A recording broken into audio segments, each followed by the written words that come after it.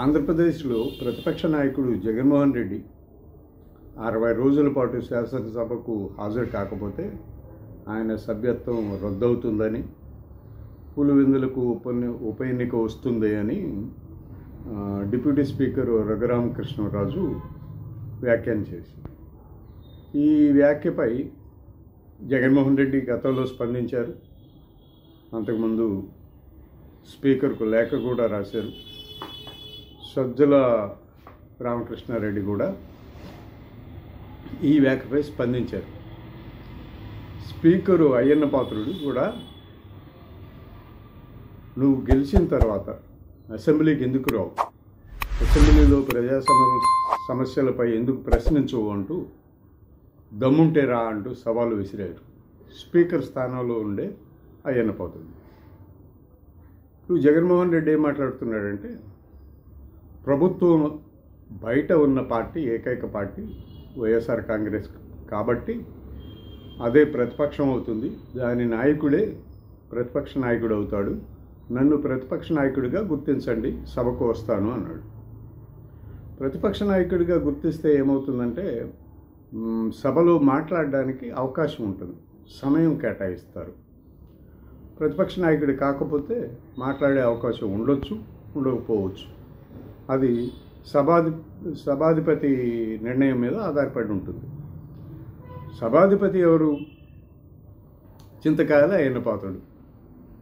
ఉపసభాపతి రఘురామకృష్ణరాజు. ఈ ఇద్దరు గత 5 ఏళ్లలో జగన్మోహన్ రెడ్డి ముఖ్యమంత్రిగా ఉండగా ఆయన్ను వ్యక్తిగతంగా టార్గెట్ చేసి విమర్శలు చేసిన వాళ్లే. రఘురామకృష్ణరాజు అయితే ప్రతిరోజు రచ్చబండ కార్యక్రమం పెట్టి జగన్మోహన్ రెడ్డి, ముఖ్యమంత్రిగా ఉన్న జగన్మోహన్ రెడ్డి మీద తీవ్ర స్థాయిలో విమర్శలు చేసేవారు. అయ్యన్న పాత్రుడు కూడా ఎక్కడ టీడీపీ సభ జరిగితే అక్కడ జగన్మోహన్ రెడ్డిపై తీవ్రమైన విమర్శలు చేసేవాళ్ళు, వ్యక్తిగత విమర్శలు. అరే అని, పుట్టోడా అని, రెడ్డోడా అని, రెడ్డిగాడు అని, ఇట్లాంటి వ్యాఖ్యలన్నీ చేసేవారు. అంత తీవ్రమైనటువంటి వ్యాఖ్యలు చేసిన ఆ వ్యక్తులు ఇద్దరు సభాధ్యక్ష స్థానంలో ఉంటే అక్కడ జగన్మోహన్ రెడ్డి మాట్లాడే అవకాశం ఎలా దొరుకుతుంది? అసలు జగన్మోహన్ రెడ్డిని మాట్లాడిస్తారా? ఇప్పుడు రాజకీయాలు వ్యక్తిగత దోషాల వైపు వెళ్ళిపోయాయి. గతంలో కూడా కమ్యూనిస్ట్ పార్టీల తరపున కానీ, బీఎస్పీ తరపున కానీ ఒక్కరు ఇద్దరు ఆ ఎన్నికైన వాళ్ళు సభకి వెళ్ళిన సందర్భాలు చాలా ఉన్నాయి. కానీ ఇప్పుడు రాజకీయాలు అలా లేవు.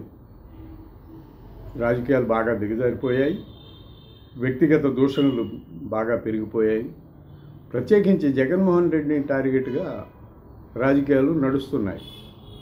ఈ పరిస్థితుల్లో జగన్మోహన్ రెడ్డి సభకి వెళ్తే ప్రతిరోజు అవమాన పాలు అవ్వడం, బూతులు తిట్టించుకోవడం తప్ప మాట్లాడేదానికి అవకాశం లేదు. అందువల్ల ఆయన సభకు వెళ్ళడం లేదు, జీతాలు కూడా తీసుకోవడం లేదు. అయితే విచిత్రం ఏంటంటే, భారత రాజ్యాంగంలో ఎక్కడా కూడా సభలో 10% సీట్లు వస్తే మాత్రమే ప్రతిపక్ష నేత హోదా ఇస్తాము అనే నిబంధన లేదు. ఇది ఒక ట్రెడిషన్. ఈ ట్రెడిషన్ కూడా పార్లమెంట్లో పెట్టింది. పార్లమెంట్లో ఎందుకు పెట్టారు అంటే వేజెస్ పేమెంట్స్ కోసము, రెండోది గదులు కేటాయించడం కోసం. ప్రతిపక్షానికి ఇన్ని స్థానాలు ఉంటే ఇదిగో ఇంత పెద్ద గది కేటాయిస్తాం, ఇన్ని స్థానాలే ఉంటే ఈ గది కేటాయిస్తాం. అట్లా గదులు కేటాయించడం కోసం, వేజెస్ నిర్ణయించడం కోసం మాత్రమే పెట్టింది. ఆ నిబంధనని, ఆ సంప్రదాయాన్ని ఇప్పుడు వీళ్ళు తెలుగుదేశం నాయకులు లేదా ఎన్డీఏ నాయకులు చూపిస్తున్నారు. చూపించి నీకు 10% సీట్లు లేవు కాబట్టి మీకు ప్రతిపక్ష హోదా ఇవ్వలేము అని చెప్పి మాట్లాడుతున్నారు. 10% సీట్లు అంటే దాదాపుగా 175లో 19 సీట్లు వైఎస్ఆర్ కాంగ్రెస్కి ఉంటే జగన్మోహన్ రెడ్డిని ప్రతిపక్ష నాయకుడిగా గుర్తిస్తాం అనేది ఎన్డీఏ వాదన. చంద్రబాబు నాయుడు గారు కానీ, పవన్ కళ్యాణ్ కానీ, లోకేష్ కానీ వీళ్ళు కూడా గతంలోనే చెప్పారు, నీకు ప్రజలు ప్రతిపక్ష నాయకుడు హోదా ఇవ్వలేదు, ప్రజలు ఇవ్వనప్పుడు మేము ఎలా ఇస్తాం, అని మాట్లాడారు. ఇది ఈ సాంప్రదాయం అంటే ఆ ప్రజలు ఇవ్వాలి అంటే 19 సీట్లు రావాలి అనేటువంటి నిబంధన రాజ్యాంగంలో లేనప్పుడు ఎలా పాటిస్తారు మీరు?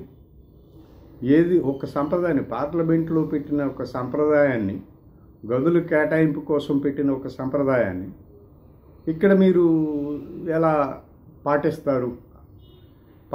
రాజ్యాంగంలో ఎక్కడైనా శాసనసభ విధి విధానాల్లో, శాసనసభ రూల్స్లో ఎక్కడైనా 10% సీట్లు ఉండాలనేది ఉన్నదా? లేదు. కాకపోతే ఏంటంటే ఇప్పుడు వీళ్ళు ప్రతిపక్ష నేత హోదా ఇవ్వకుండా జగన్మోహన్ రెడ్డిని సభకు రప్పించి అవమానించాలి. ఆ సభాధ్యక్ష స్థానంలో అయ్యన్న పాత్రుడు, రఘురామకృష్ణరాజు కూర్చోవాలి, వాళ్ళని నా అధ్యక్ష అని పిలవాలి, వాళ్ళు ఆయన్ని పట్టించుకోకుండా సభను నడిపించాలి, ఆయన్ని సభలో అవమానించాలి. ఇదే టార్గెట్గా పెట్టుకుని పనిచేస్తున్నారు. సభలో అవమానించాలని నువ్వు నిర్ణయం తీసుకున్న తర్వాత ఆయన సభకు వచ్చి ఎందుకు అవమానం పొందుతాడు? అది కూడా చూడాలి కదా. అయితే ఈ 60 రోజుల నిబంధన అనేది ఇప్పటి వరకు కూడా ఆ 60 రోజుల నిబంధనతో సభ్యత్వం కోల్పోయిన ఎంపీ కానీ, ఎమ్మెల్యే కానీ, ఎమ్మెల్సీ కానీ దేశంలో ఎక్కడా లేరు. వీళ్ళు ఇప్పుడు ఏం చేస్తారో చూడాల్సిన అవసరం ఉంది.